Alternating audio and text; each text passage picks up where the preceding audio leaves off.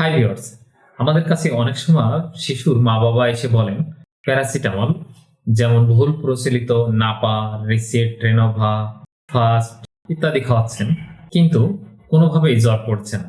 আবার অনেকেই এসে বলেন নাপা অথবা এই সাপোজিটরি ব্যবহার করছেন, তারপরেও জ্বর পড়ছে না।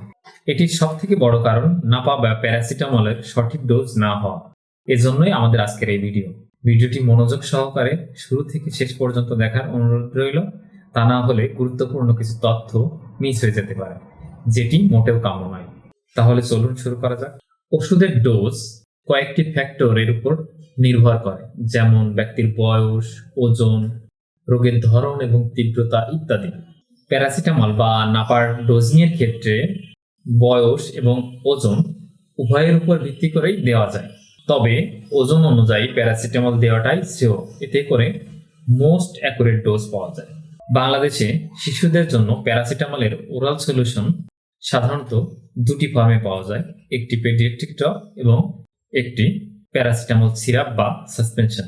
প্যারাসিটামল পেডিয়াট্রিক ড্রপে প্রতি মিলিতে থাকে 80 মিলিগ্রাম এবং প্যারাসিটামল সিরাপ অথবা সাসপেনশনের প্রতি 5 মিলিতে থাকে 120 মিলিগ্রাম প্যারাসিটামল।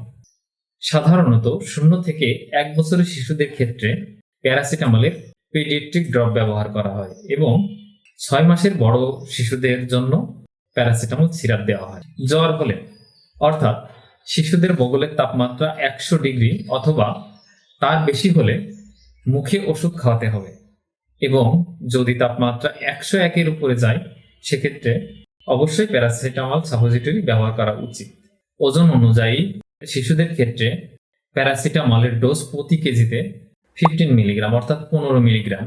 উদাহরণস্বরূপ, যদি কোনো শিশু 4 কেজি ওজন হয়ে থাকে তাহলে সে পাবে 4 গুণ 15 সমান 60 মিলিগ্রাম, অর্থাৎ সে 0.75 ml প্যারাসিটামল পেডিয়াট্রিক ড্রপ পাবে অথবা আধা চামচ প্যারাসিটামল সিরাপ পাবে।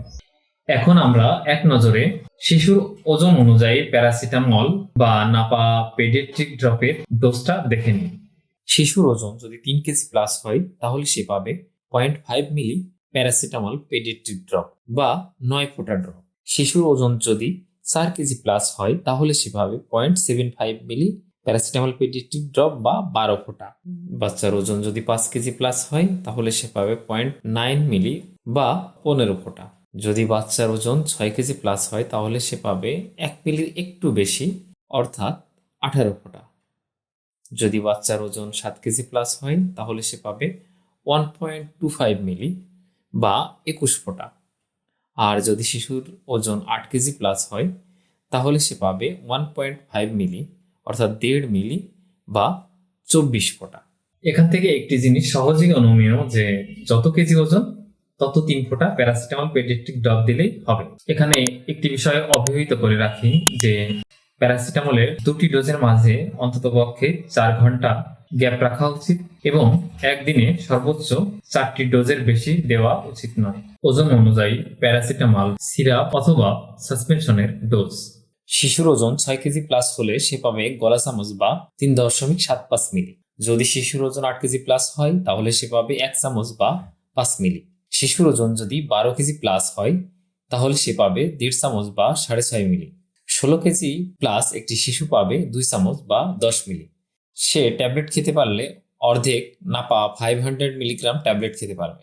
20 কেজি প্লাস একটি বাচ্চা পাবে 2.5 চামচ বা 12.5 মিলি এবং 30 কেজি প্লাস একটি বাচ্চা একটি সম্পূর্ণ নাপা 500 মিলিগ্রাম ট্যাবলেট খেতে পারে। ওষুধ খাওয়ানোর পাশাপাশি শিশুকে স্বাভাবিক তাপমাত্রার পানি দিয়ে কোল্ড স্পঞ্জিং করতে পারে। এছাড়াও শিশুর জ্বর হলে কি করবেন তা জানার জন্য আমাদের চ্যানেলে শিশুর জ্বর হলে করণীয় ভিডিওটি দেখে আসতে পারেন।